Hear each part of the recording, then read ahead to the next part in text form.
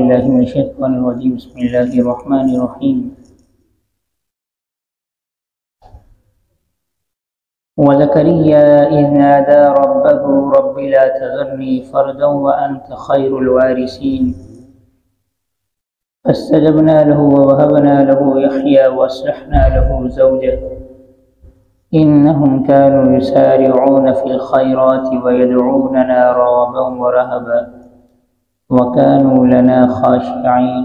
صدق اللہ العظیم وصدق رسولہ النبی الکریم۔ سورہ انبیاء کی آیت مبارکہ نمبر 99 اور 90 آپ کے سامنے تلاوت کی گئی ہے۔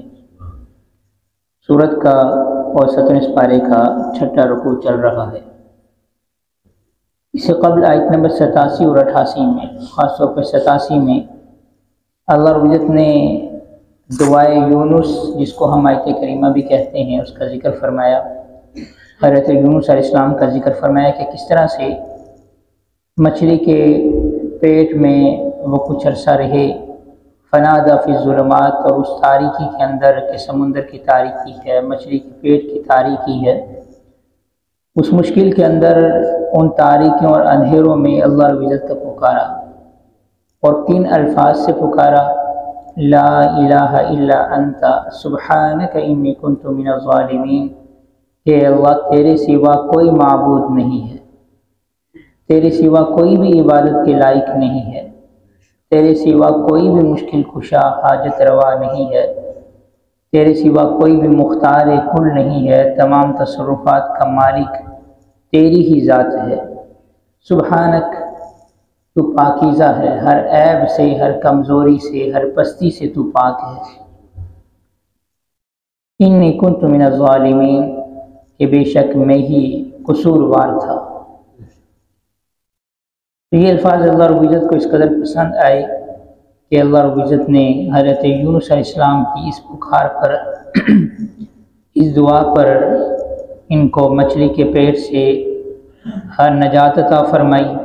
ان اندھیروں سے، ان مشکلات سے نجات عطا فرمائی۔ یہ آیت کریمہ ایک بڑی عظیم الشان دعا ہے۔ حضرت سعد بن ابی وقاص رضی اللہ تعالیٰ عنہ سے روایت ہے کہ آپ صلی اللہ علیہ وسلم نے فرمایا کہ دعائے یونس جو ہے، یعنی آیت کریمہ، جو شخص بھی ان الفاظ کے ساتھ دعا مانگتا ہے، اللہ رب العزت اس کو وہ چیز عطا فرماتے ہیں، اس کی دعا قبول فرماتے ہیں۔ اس کے اور بھی بڑے فضائل ہیں، تو اس لیے اپنی دعاؤں میں اس دعا کو ضرور شامل کرنا چاہیے کہ ان الفاظ کی برکت سے اللہ رب العزت ہماری دعا قبول فرمائیں۔ یہ بڑے مستجاب الدعویٰ الفاظ ہیں۔ اللہ رب العزت نے قرآن مجید میں انبیاء علیہ السلام کی دعاؤں کا ذکر اسی لیے فرمایا ہے کہ یہ وہ الفاظ ہیں کہ جو اللہ رب العزت کو بڑے پسند ہیں، اور اگر ہم انہی الفاظ کو یاد کر کے اس کے مفہوم کو سمجھ کر اللہ رب العزت سے دعا مانگیں گے تو ہی جا کر ہماری دعائیں جلد از جلد جو ہے اللہ رب العزت قبول فرمائیں گے۔ ہم دعا پڑھتے ہیں، یعنی ایک فارمیلٹی پوری کرتے ہیں،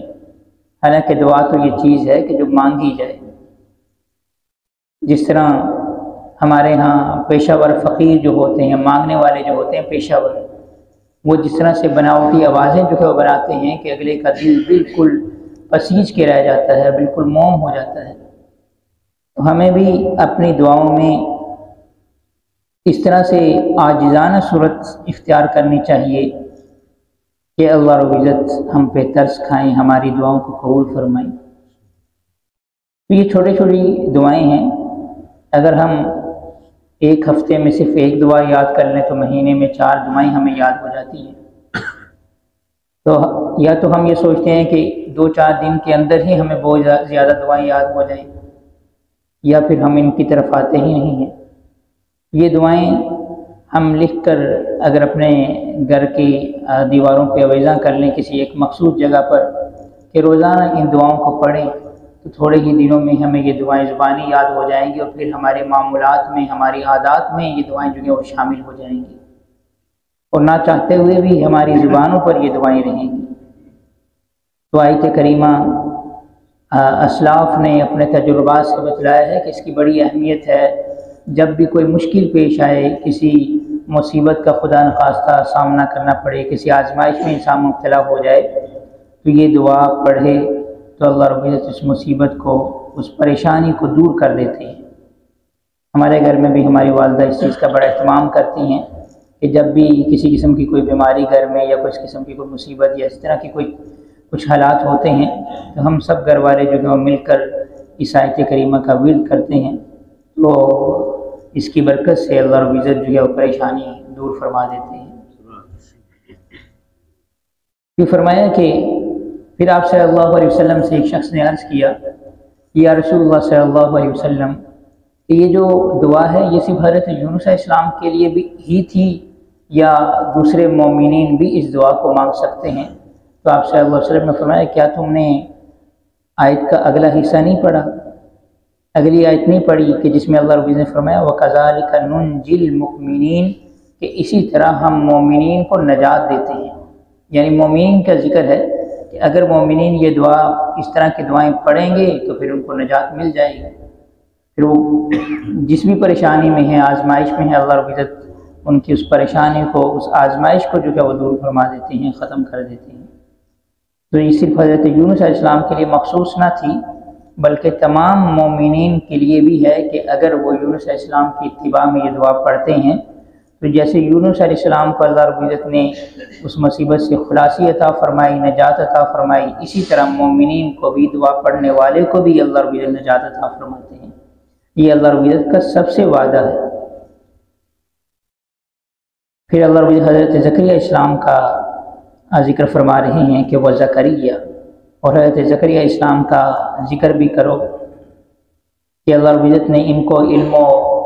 ہدایت سے نوازا اور نبوت کے اعلیٰ منصب پہ فائز فرمایا۔ جلیل القدر پیغمبر ہیں حضرت زکریا علیہ السلام۔ اذ نادى ربہ، جب انہوں نے اپنے رب کو پکارا، اپنے رب سے دعا کی، رب لا تذرنی فردا، رب لا تذرنی فردا، اے اللہ، اے میرے رب، لا تذرنی فردن، مجھے اکیلا مت چھوڑیے، وانت خیر الوارثین، اور آپ تو بہت بہتر وارث ہیں۔ فاستجبنا لہ، تو ہم نے حضرت زکریا علیہ السلام کی اس دعا کو قبول کر لیا۔ یعنی مجھے اکیلا نہ چھوڑیے کا مطلب یہ ہے کہ میرا کوئی وارث بنا دیجیے۔ حضرت زکریا علیہ السلام جو ہیں وہ بنی اسرائیل کی طرف اللہ رب العزت نے ان کو نبی بنا کر بھیجا تھا، اور بنی اسرائیل میں ایک نبی کے بعد جانے کے بعد دوسرا نبی جو ہے اس کی جگہ لے لیا کرتا تھا۔ انہوں نے دیکھا کہ اب میرے بعد ہماری برادری کے اندر، ہماری قوم کے اندر کوئی ایسا شخص نہیں ہے کہ جو بنی اسرائیل کو صحیح باتوں پر گامزن رکھ سکے یا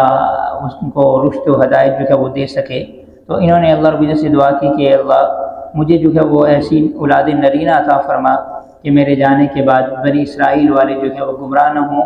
وہ ان کی تربیت و تعلیم کا جو ہے بندوبست ہو سکے۔ تو اسی لیے حضرت زکریا علیہ السلام نے جو ہے وارث کی دعا کی تھی۔ اور یہاں یہ بات میں یاد رکھیے گا کہ انبیاء علیہ السلام کا کوئی مالی وارث نہیں ہوتا، وہ کوئی ترکہ نہیں چھوڑتے، جو کچھ بھی وہ چھوڑتے ہیں تو آپ صلی اللہ علیہ وسلم فرمایا کہ لا نورث ما ترکنا صدقہ، کہ انبیاء علیہ السلام جو بھی چھوڑتے ہیں تو وہ چیزیں صدقہ ہو جاتی ہیں اور غربا مساکین میں تقسیم ہو جاتی ہیں، تو ان کی مالی وراثت آگے نہیں چلتی، ان کی روحانی وراثت ہوتی ہے، یعنی ان کا علم جو ہے منتقل ہوتا ہے۔ اس لیے فرمایا العلماء ورثۃ الانبیاء، کہ جو علماء ہیں وہ انبیاء کے وارث ہیں، کہ انبیاء علیہ السلام کی جو تعلیمات ہیں تو وہ ان میں منتقل ہوتی ہیں، اور پھر علماء جو ہیں وہ عام لوگوں کی تربیت و تعلیم کا اہتمام کرتے ہیں۔ تو حضرت زکریا علیہ السلام کی اس دعا کو اللہ رب العزت نے قبول کر لیا۔ اللہ رب العزت فرماتے ہیں وَوَهَبْنَا لَهُ یحییٰ، کہ ہم نے زکریا کو یحییٰ عطا کیے، یعنی یحییٰ کی صورت میں ان کا بیٹا عطا کیا، جس کا ذکر جو ہے سورہ مریم کے آغاز میں بھی ہے۔ ابھی فرمایا وَأَصْلَحْنَا لَهُ زَوْجًا، اور ان کی بیوی کو قابل اولاد کر دیا، یعنی وہ بالکل بانجھ تھیں، عمر رسیدہ تھیں، لیکن ہم نے اپنی قدرت سے ان کو اولاد کے قابل کر دیا۔ إِنَّهُمْ كَانُوا يُسَارِعُونَ فِي الْخَيْرَاتِ، یہ تمام کے تمام انبیاء علیہ السلام یسارعون، دوڑتے تھے، فی الخیرات، نیک کام کرنے میں، یعنی کوئی بھی نیک کام کرنے سے یہ پیچھے نہیں ہوتے تھے، اس میں دریغ و تاخیر نہیں کیا کرتے تھے۔ جہاں بھی کسی بھی نیکی کرنے کا، کوئی نیک کام کرنے کا موقع آتا تو فوراً جو ہے وہ فاستبقوا الخیرات، نیک کام کرنے میں جلد از جلد جو ہے وہ کوششیں کیا کرتے تھے۔ اس لیے ہمیں بھی یہ تعلیم دی گئی کہ ہم بھی نیک کام کرنے میں دریغ نہ کریں۔ جب بھی کوئی نیکی کا موقع ہاتھ آئے تو ہمیں سوچنا نہیں چاہیے کہ یہ نیک کام ہم کریں یا نہ کریں، تو فوراً جو ہے وہ ہمیں وہ نیک کام کر لینا چاہیے۔ وَيَدْعُونَنَا رَغَبًا وَرَهَبًا، اور اللہ رب العزت فرماتے ہیں کہ یہ تمام کے تمام انبیاء علیہ السلام جو ہے وہ ہماری عبادت کرتے تھے راغباً، رغبت، امید اور شوق کے ساتھ، ورہبا اور خوف کے ساتھ۔ تو عبادت کے اندر امید بھی ہو اور عبادت کے اندر خوف بھی ہو، تب جا کر اللہ رب العزت کے ہاں وہ عبادت قبول ہوتی ہے۔ اللہ رب العزت کی ذات سے انسان کو کی امید جو ہے وہ وابستہ رہنی چاہیے کہ اللہ رب العزت بڑا رحمان ہے، بڑا غفور ہے، وہ ہماری عبادت کو قبول کرے گا۔ اگر ذوق اور شوق ہوگا تو عبادت کے اندر